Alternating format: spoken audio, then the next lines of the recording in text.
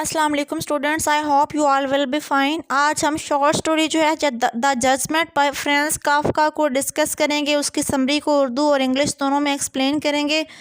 Franz Kafka was a German writer. Franz Kafka जो था ये जर्मनी का एक राइटर था, नॉवलिस्ट था और शॉर्ट स्टोरी राइटर था।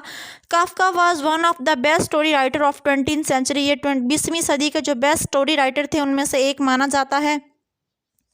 The judgment is the story of the tenuous and tragicomic bond that exist in father and सन।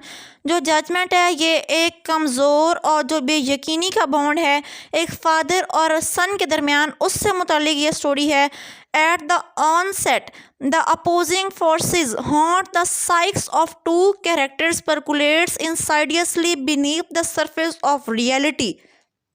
इब्तदा में क्या होता है, अपोजिंग फोर्सेस जो हैं, जो एक दूसरे को रोक रही हैं, एक दूसरे के अगेंस्ट हैं, ये जो प्रोटेस्टिंग और अपोजिंग फोर्सेस हैं ये दोनों जो बाप और बेटा दोनों की साइक्स में आती जाती रहती हैं, दोनों कैरेक्टर्स जो हैं। और ये जो अपोजिंग फोर्सेस हैं ये रियलिटी की सरफेस से छुप छुप कर यानी इंसाइडियसली परकुलेट्स करती हैं, निचड़ती हैं, ये टिपकती रहती हैं। ये जो अपोजिंग फोर्सेस हैं दोनों एक दूसरे के अगेंस्ट है, बाप बेटे के अगेंस्ट है, बेटा बाप के अगेंस्ट है, लेकिन इंसाइडियसली ये उनकी अपोजिंग फोर्सेस छुप छुप कर हकीकत की सरफेस से टिपकती रहती हैं।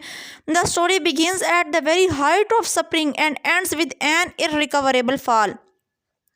जो स्टोरी है ये स्प्रिंग में शुरू होती है लेकिन इसका जो एंड है वो एक फॉल के साथ होता है जो कि इररिकवरेबल है, पता भी नहीं चलता और अचानक से स्टोरी फॉल कर जाती है। George and his father are like stranger to one and other partially because his father is like a brutal shadow on him limiting his life। जो जॉर्ज और उसका फादर हैं वो दोनों एक दूसरे के लिए अजनबी लोगों की तरह हैं, इस वजह से क्योंकि जो बाप है वो एक ब्रूटल शेडो की तरह है, एक बर्बरियत का साया है अपने बेटे की ज़िंदगी के ऊपर और उसकी सारी एक्टिविटीज़ को, उसकी लाइफ को लिमिटेड कर देना चाहता है। Only after his mom death, जब उसकी माँ की वफ़ात हो जाती है, जॉर्ज की जो माँ है उसकी जब वफ़ात हो जाती है, जॉर्ज के बाप का नाम ओल्ड बेंडेमैन है, और जब उसकी माँ की वफ़ात हो जाती है his father becomes less aggressive, अब उसके बाप का गुस्सा कम हो जाता है। And he gives him chance to their family business to put forward new plans and expand the business. अब वो जॉर्ज को फैमिली बिजनेस पर काम करने का मौका देता है ताकि वो इस बिज़नेस को बढ़ाए और न्यू प्लान्स जो हैं उनको पुट फॉरवर्ड करे, नए प्लान्स बनाए, बिज़नेस को एक्सटेंड करे, बिज़नेस में वो अपना नेम अर्न करे। Story begins when George is writing letter to his friend in St Petersburg. Story उस वक्त शुरू होती है जब जॉर्ज अपने दोस्त को जो कि एसटी पीटर्सबर्ग में है, वहाँ के रेजिडेंशियल है, वहाँ चला गया। अब काम के सिलसिले में उसको ख़त लिख रहा है, 3 साल से वो उसके साथ नहीं मिल चुका, तो he has not seen for 3 years। then he goes to his father's room। फिर वो अपने बाप के कमरे में जाता है for the advice whether he should write to his friend about engagement or not। फिर वो अपने बाप के कमरे में जाता है और उससे पूछता है कि जो मैं ख़त लिख रहा हूँ अपने दोस्त को, क्या उसमें मैं अपनी एंगेजमेंट के बारे में उसको बता दूँ या ना बताऊँ। वो अपने बाप से मशवरा करने के लिए जाता है। when he enters in his father's room, जब वो अपने बाप के कमरे में दाखिल होता है, which is darkened even in the sunny morning, जो कि सूरज की रोशनी के बावजूद तारीक है, he realized that he has neglected his father। वो इस बात को महसूस करता है कि उसने अपने बाप को नज़रअंदाज कर दिया है। He asked his father about his friend। वो अपने दोस्त के बारे में अपने बाप से पूछता है। And to write a letter, और जो उसको ख़त लिख रहा है उसके बारे में मशवरा करता है। Indeed to your friend his father with emphasis and pretends not to know his friend। उसका बाप जो होता है वो ये बहाना करता है कि उसके दोस्त को जानता भी नहीं है।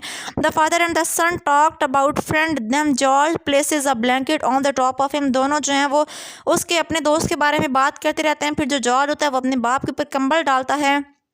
इस फादर आस्क्स, उसका जो बाप है वो पूछता है, am I well covered up now, क्या मैं पूरी तरह कवर हो गया हूँ। But then he repeats the question seeming to the particularly intent on answer. फिर वो उसकी तरफ देखता है जवाब की मतलब उम्मीद के साथ कि ये मुझे कुछ जवाब देगा। ऑन द लिटरल एंड, अब इसके 2 मतलब हैं। जो कंबल डाल रहा है वो अपने बाप के ऊपर, इसके 2 मीनिंग्स हैं। लिटरल मीनिंग में तो वो अपने बाप को कवर कर रहा है, उसके लुक आफ्टर कर रहा है, वो विजिलेंट है, केयरफुल है अपने बाप के बारे में। The son is looking out for his father's health. जो बेटा है वो अपने बाप की सेहत का ध्यान कर रहा है। While at the same time, लेकिन उसी वक्त पर removing him from the community of the living, उसे जिंदा ही दफना रहा है, कम्युनिटी लिविंग कम्युनिटी से ही इसे रिमूव कर रहा है। ये इसका सिंबॉलिक मीनिंग था on the symbolic end it is as if George is burying his father alive. इसका जो सिंबॉलिक एंड है अगर उससे देखा जाए तो बाप को एक बेटा जो है वो जिंदा ही दफन कर देने की कोशिश में लगा हुआ है। When George takes the blanket more closely around him and responds to his father's question, "Don't worry about, you are well covered up." अब जब बाप के ऊपर वो कंबल डालता है तो वो उससे कहता है, अपने बाप को जवाब देता है जो उसने सवाल किया था कि क्या मैं पूरी तरह कवर हो गया हूँ। Don't worry, you are well covered up, परेशान ना हो, आप पूरी तरह कवर हैं। We observe a son is trying to make a father comfortable, हम ये ऑब्जर्व करते हैं कि जो एक बाप है वो अपने बेटे एक बेटा जो है वो बाप को कंफर्टेबल करने की कोशिश में लगा हुआ है, उसको एक्सिलरेटिंग इन्वायरमेंट और जो उसको कंजेनियल इन्वायरमेंट देने की कोशिश कर रहा है, while simultaneously condemning him to premature death, और दूसरी तरफ उसे वो एक प्री मैच्योर डेथ पर यानी मरने से पहले ही मर जाने पर कोर्स मजबूर कर रहा है।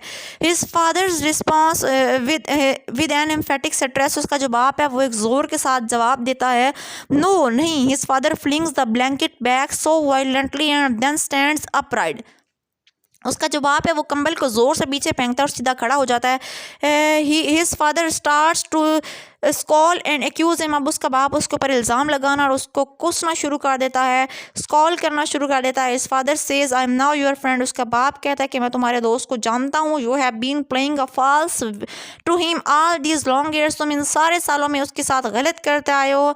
You lock your self up in your office, तुमने अपने आप को एक कमरे में बंद कर लिया है। No one to disturb you, ताकि तुम्हें कोई बंदा भी परेशान ना करे। द मास्टर्स बिजी, अब वो उससे आयरॉनिकली कह रहा है, एक तंज के अंदाज में कह रहा है, the master's busy in response to George engagement, जॉर्ज के एंगेजमेंट के रिस्पॉन्स में जो वो अपने बाप से मशवरा करने गया था। ओल्ड बैंडेमैन उसके बाप का नाम है, I have already mentioned. Insinuates that his fiancee is aware because she lifted her skirts, वैसे कहता है तुम्हारी फियांसी अवेयर है इस बात से, वो जानती है, because she lifted her skirts.